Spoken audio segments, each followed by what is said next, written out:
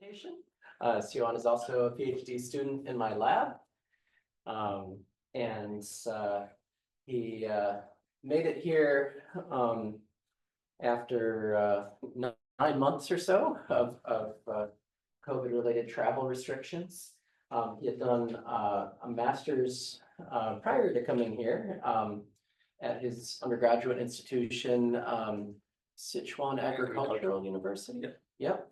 And had several co-first authored papers from that experience, especially with regard to analyzing RNA-seq data.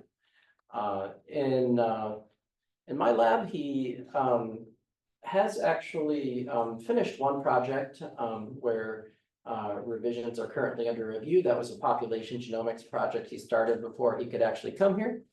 But today he's going to give a more forward-looking presentation about the remaining part of his thesis research, which is taking an evolutionary look at multi-omic data. All right. Thanks for the introduction. Thanks for being here. Today I'm very excited to share with you my recent project that uses multi-omics to discover the regulatory contributions to adaptive evolution in fly brains. So as John mentioned, as we are still collecting data, today I will focus on the research questions and method development. So what motivates us to do this project is a fundamental question of evolution. So how do organisms adapt to distinct environments? If you imagine a group of flies who live happily in a warm environment in South Africa, and either they have to migrate to a different new environment, which is cold, or maybe there's environmental changes which makes them very unhappy and die. But through local adaptation, where there might be some genetic changes or changes in the gene regulation, and those flies that carries those changes might happen to survive, and those who survived will be very happy. So that's the power of local adaptation and why it interests us. So adaptation and genetic level could be told. Like we can tell a genetic change, a SNP, is adaptive or not by studying genetic differentiation between two populations. If you look at this,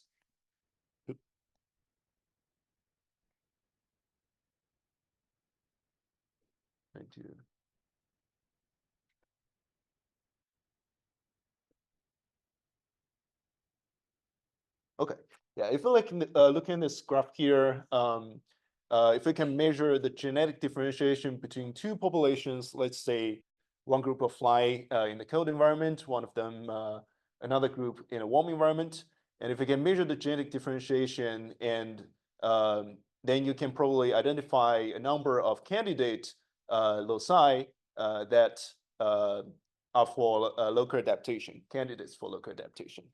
But that's on the genetics level. And there's already a large body of evidence for this type of question.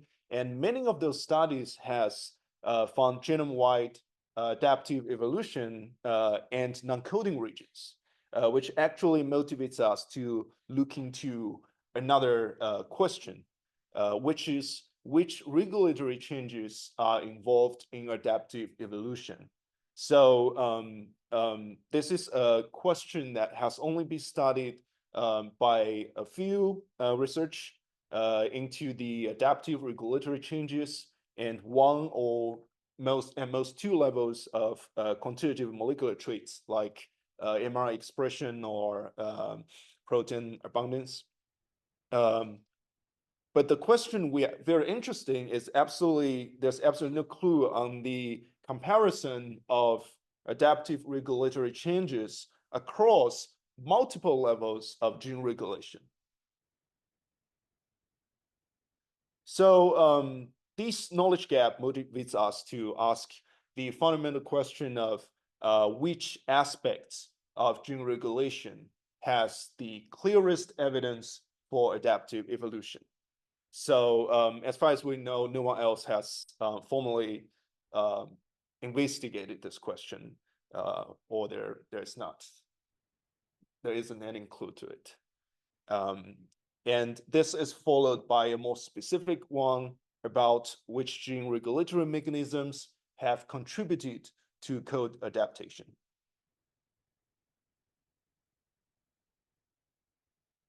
To answer those questions, we need a model system. And thanks to Myron, who has already introduced how good is fruit fly. So yeah, it turns out to be an ideal model to study thermal adaptation because it has originated from a warm sub-Saharan ancestral range in southern Central Africa. And during its expansion to all over the world, it has colonized very different environments, and some of those are much colder than its original habitat in the southern Africa. So, such as the much colder environment in France. So those populations from very different thermal conditions is like a natural experiment to study adaptive regulatory evolution and those underlying mechanisms. So there are also some other evidence from our lab that found cold resistance has evolved in 3 independent instances. Never mind. Has evolved in 3 independent instances between population peers in the left panel. Finally. Those parallel adaptation to cold environment occurs in both genetic and regulatory levels. And the developmental viability assay shown in the right panel told us that those cold-derived populations have evolved better cold tolerance and survival. And specifically, you can see the largest contrast is between the France and Zambia here. Those are the most different in terms of phenotypic trait of cold tolerance. So this previous evidence of code adaptation put us in a great position to explore our first question of code adaptation in fruit flies. To address this question, we're using a statistical framework called QST-FST comparison. So FST is a measure of genetic differentiation between 2 populations for 1 genetic locus. Mathematically, FST is the among population genetic variation standardized by the sum of between and within population genetic variation. And FST can vary between 0 and 1, and a larger FST would reflect larger population differentiation. And there's a evolutionary expectation of if there's positive selection, aka local adaptation, it will increase FST and selected loci or loci that are linked to those selected loci compared to a neutral loci. So based on this expectation, we can compare FST of any given locus to an upper quintile threshold of FST distribution of neutral loci to tell whether this specific locus is adaptive or not. Similar to how FST works, QST, Q for quantitative, is the phenotypic or quantitative analog of FST. QST measures the differentiation of a quantitative trait between 2 populations. And mathematically, you will see a very similar formula. It is calculated as the between population additive genetic variance standardized by the sum of between and within population additive genetic variance. So there is this theoretical expectation that when QST is equal to FST, the observed trait divergence is due to neutral evolutionary force like genetic drift. And when QST is larger than FST, there's probably some interesting happening, like directional selection. So those expectations are useful to distinguish adaptive phenotypic divergence from neutral phenotypic divergence in quantitative traits. And practically, we can compare QST of each single trait to a genome-wide FST distribution. Sorry, this is FST distribution, and to identify candidate adaptive traits as FST outliers. So here is an example. Here is a walkthrough of how we can determine for any single trait. So let's say we have the MR expression of the gene timeless across all samples in a study. And we can estimate the QST using the formula I just mentioned. So we get the QST of MR expression of timeless. That's one single value. And now, if we compare this single QST value to the FST distribution, there's two possible outcomes. The first is if the QST falls below some high quantiles of FST, there's really not much evidence we can say it's higher than FST. So yeah, so in this case, QST is almost equal to FST, and we will have the interpretation of that the changes you see in MR expression of this timeless gene is neutral. And but if you see the QST lies in the very right end, very higher quantile of FST, you might be able to conclude that there is more evidence to say QST is higher than FST. And in this case, you can interpret this as changes in MR expression of timeless gene is adaptive. And that's what we are trying to look for in this study. So to be able to estimate QST, we first need two populations. And here we have one from France, one from Zambia, and France, the environment of France is much colder. And within each population, we have 8 genetically distinct F1 outcrosses. Within each cross, we have 2 technical replicates, which means those are exactly the same, genetically same group of flies that are used to capture the experimental variation or the variation of raising flies. So in total, we will have 32 samples to be assayed for different level of gene regulation traits. The next question is which part of fly we want to study. And our lab has also found parallel nervous system evolution to code, which makes us decide to look into their brains to find regulatory changes that might contribute to code adaptation.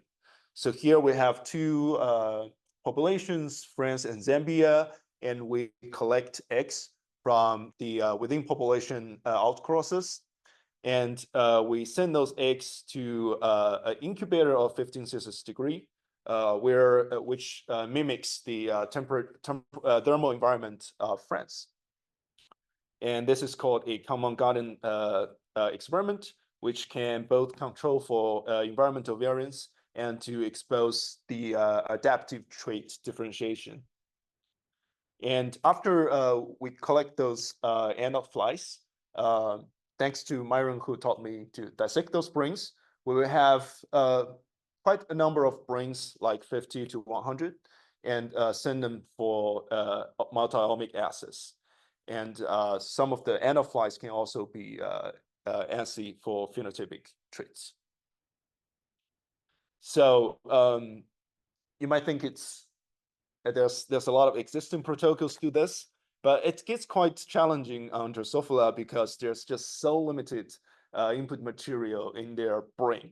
It's so small. And so that leads to a number of challenges. The first is estimating QST requires a large sample size per cross. That means we need more than one individual. So the solution is to pool multiple individuals into one cross sample to be measured. And that solution also responds to another problem, is that one fly brain just contains way less enough material. So we cannot take one chunk of brain for this omic acid and another for another omic acid. And another problem is DNA and RNA protein, which are those biomolecules we want to assay. They would better be extracted from the same material so that we can do comparisons or direct comparisons among them. And the way we want to fix this is to mix and homogenize tissue for all the individuals in a pool, and then separate the homogenate for different omics. And the last tricky question is, if one omic acid fails, we have to start over to raise flies and collect and do all the other omics. Just we want them to be done on the same material. So for that, we created safe stops and backups so that we can restart in a more downstream place. So with a lot of help from my collaborator, Jamie Freeman, the expert of experiments in our lab, we developed this multi-omic protocol, which allows us to do ataxic, whole transcriptome sequencing, and bottom-up proteomics from the same material from fly brains. And so with all those safe stops, we will be able to, it's going to be highly flexible and stackable. We can dissect all the brains, freeze them all, and pick a good day to do one of those experiments. So there will be less of a batch effects that we have to control for. So following this downstream of those omic experiments, we will be able to obtain a diverse set of quantitative traits that can reflect multiple levels of gene regulation. First, we are looking at the transcriptional level. So we can measure traits that reflect chromatin accessibility and protein occupancy from ataxic. And from total RNA sequencing, we can have the traits that reflect expression and regulation of long RNAs. And next, and post-transcriptional level, we can measure traits of alternative splicing and RNA editing from the same RNA sequencing assay. And then move on to the post-transcriptional and translational levels. We can measure small R expression and regulation, on the transcripts or proteins or translation from small R sequencing. And then, and last, we would apply this bottom-up proteomics to get traits of protein expression and post-translational modifications, which will reflect gene regulation on translational and post-translational levels. So once all those levels of traits are measured, the first question we will ask is whether a trait is adaptive or not. So as mentioned earlier, by comparing a QST of a single trait to the genome-wide FST distribution, which here serves as the neutral baseline, the threshold, we will be able to identify adaptive traits as QST outliers. And then for each regulation level, let's say like one level is like the MR expression of all genes, or the protein abundance of all genes, or the alternative splicing of all genes. That counts as one level. So for each of those levels, we can calculate what proportion of traits show QST values that exceed some high FST quantile threshold. And that result can be then interpreted as what proportion of traits has the highest, has show adaptive signals to code. And then across all those regulation levels, there comes our most important question is which level of those regulation traits has the highest proportion. So these can be interpreted as which aspects of gene regulations show the clearest evidence of adaptive evolution.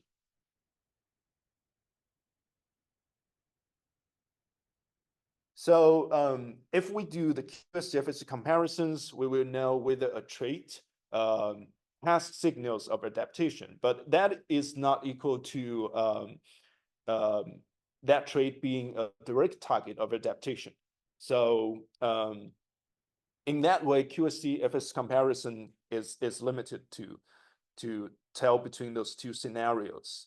So a workaround is to locate FST outliers and genomic regions that are associated with differentiated molecular traits between populations, especially and cis-regulatory elements. So here is an example. In this conceptual graph, we will first locate a high FST, a SNP with high FST, which means it's genetically highly differentiated in a transcription factor binding sites. And by doing this, we will know if there are some genetic adaptation occurring in the transcription factor binding site. And then we can see if the downstream gene is also a QST outlier. Let's ask if the MR expression of that gene is an QST outlier. And if yes, then this case could be considered as a molecular trait that is a direct target of adaptive selection. So this gives us an answer to whether a molecular trait is only a downstream readout of adaptive regulatory changes. So what if it's not this MR being regulated by cis regulation? It might be some more upstream changes that leads to the change of the expression, or it is actually a direct target of adaptive selection. So summary of this part is from QST and FST outliers, and the proportion of QST outliers for each trait type, we will be able to know which aspects of gene regulation show the clearest evidence for adaptive evolution. And from the results of FST outliers and cis-regulatory elements associated with QST outliers, we will be able to know whether there is between population genetic differentiation that may have driven adaptive cis regulations. So move on to the more specific question of gene regulation that this specifically contributed to code adaptation. We would use multi-omic integration. So the first thing we could do is to do a hierarchical correlation between and within trait levels. Let's say we have an input of two matrices of trait values. One is a matrix of MR abundance across all the samples, and the other matrix is protein abundance of the same samples.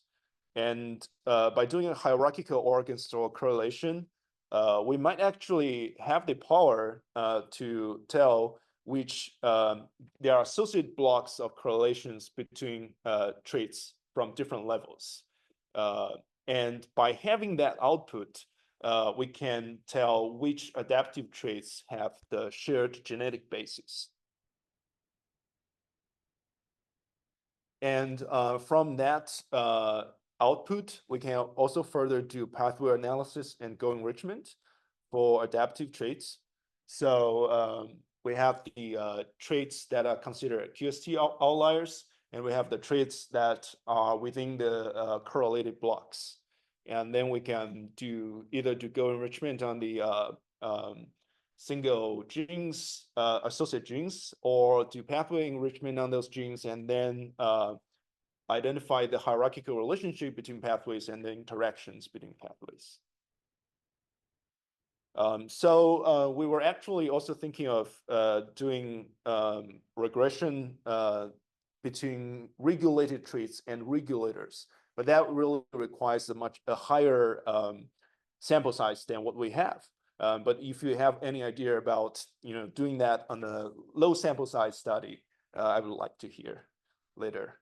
But anyway, from the current plan, we will be able to answer which adaptive traits have shared genetic basis from associate blocks of correlation between and within trait levels, and from the functional pathway context of genes associated with adaptive traits, we will be able to learn about the biological context of the adaptive regulations. Rigor and reproducibility.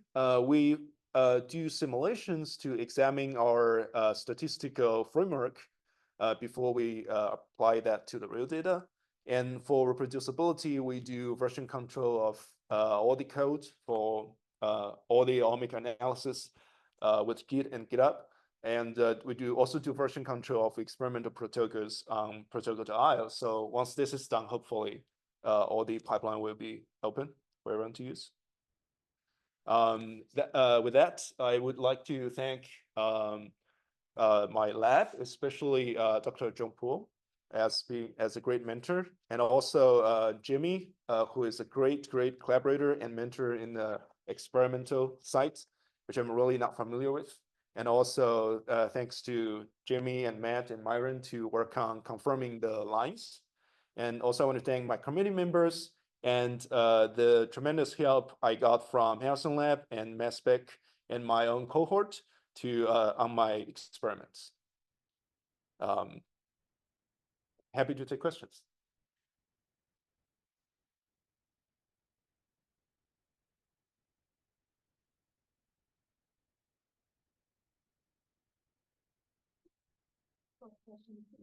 When the flight, when you take it to the B flight at your rating stage. Are you asking the temperature environment the fly stays? Yes. Which temperature do you keep your flies?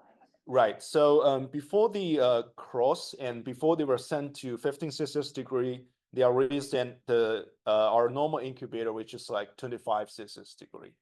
So both the France and Zambia flies are in the warm environment.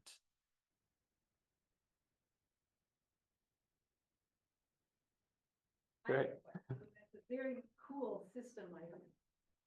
I had a question about one of the goals you mentioned, I think, was to find out, I think you said what level that is more important for adaptation? That's more evidence of adaptation, yeah. So I'm a little confused what you mean by that, or what the implications of that are.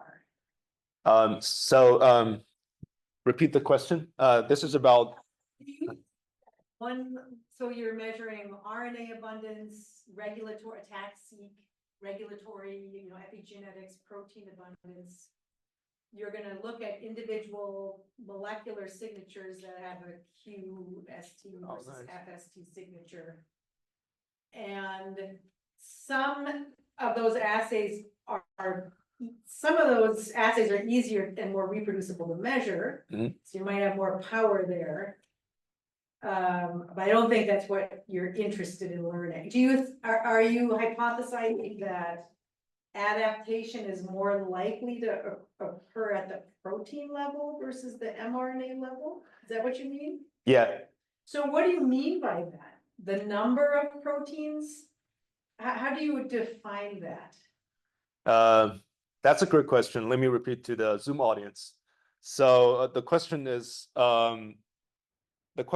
what does that mean by having clearer or clearest evidence of adaptive gene regulation in this experiment? So here we are comparing the proportion of QSC outliers. So you're right about that. And what that mean could answer the two type of hypothesis. Like one is that if it is those traits that are closer to the phenotype, to the terminal phenotype, that is closer to being seen by selection and being selected by the environmental pressure. And the other way of thinking this is that it is the very upstream traits that, because they are closer to the genetic levels. We all know that the genome, the selection happens at genetic levels. But would it be easier for those traits to get selected if they are closer to the genetic level? Well, what does that mean? Well, I'm just pushing because I think it's a really interesting question, but I'm not sure how you are going to define it. What do you mean closer to the genetic level? Which traits are closer to the genetic? Yeah, so a clear definition is that how many steps does it take for traits to be regulated? Like I would say mRNA expression is closer to the genetic level than a protein because it takes just more steps to generate a protein from DNA. Following that, I guess what I'm thinking about is, imagine you have one kinase that's involved in adaptation and it's a regulator, and it causes downstream expression differences of 1,000 transcripts. So which one's more important than adaptation? It could be a single kinase. So I'm wondering if the numbers of entities at each physiological level is really what you want, what you're after. That's a very good point. So that's why I'm not even using the words importance here, because I don't think this can tell us about importance. And the situation definitely exists where one regulator is, following through. So I would say we're focusing on the proportion, like to say if there's more traits that can react to selection. So that's what we're asking. We're not asking which is more important. And unfortunately, we cannot answer that question with this design. And the experimental design of the cis regulation, I think that is slightly more direct to whether the trait is a direct target or it's just like a downstream readout of this regulation cascade. Can you do EQTL mapping here to relate? I don't know if you have the genetic data. Relate whole groups of transcripts that covary together and are linked genetically to the same SNPs. Yeah, if we have a larger sample size, but currently, before we increase sample size, I think that's 32 and 16 in each population. We'll do one more question. All right. Yeah, maybe quick. So I'm curious how you guys are thinking about not just molecular changes, but also cell proportion changes. So I would think that a lot of the adaptation would not just be changes in gene expression going up and down, but also since the brain is so cellular complex, that a lot of the changes are going to be due to changes in populations of types of cells. And that might be most of what you are sensitive to detect with these methods, not changes within one cell population, but one cell being more abundant than another, or in one strain versus another. So I'm wondering how you guys are thinking about that possible compounding issue. So the question is, the cell population changes in response to adaptation can potentially confound the biomolecules I extracted. At least the interpretation of what the signal means, you know. So that's a very good question. I have not thinking about population. So here we are basically mixing cells from across all the individuals within the strain. So we could say, roughly say the cell population for the omic acids is the same within the strain, but those could be different across those outcrosses between those outcrosses. So are you asking like the difference of cell population composition between those outcrosses can confound the conclusion? Yeah, I suppose. I mean, maybe a simpler question is there any evidence that the adaptation involves changing cellular populations? Like not just genes going up and down, but maybe there's more of a certain type of neuron. I see. Yeah, I don't think there's population. There's evidence on that. This QST analysis has been really applied to traits that are not like very phenotypic. Like I guess cell population composition is a little bit more complicated than that. But that's a good point. Also, these with single cell RNA, because this is an intrinsic problem in omics. You have a mix of cells, you won't know. But with single cell, maybe you'll be able to answer. Yeah, if we do single cell, we would know. That would be nice. Somebody shows up with, $10-20 million. Yeah, if we do. All right, well, thank you very much, everyone. If I would keep you a little.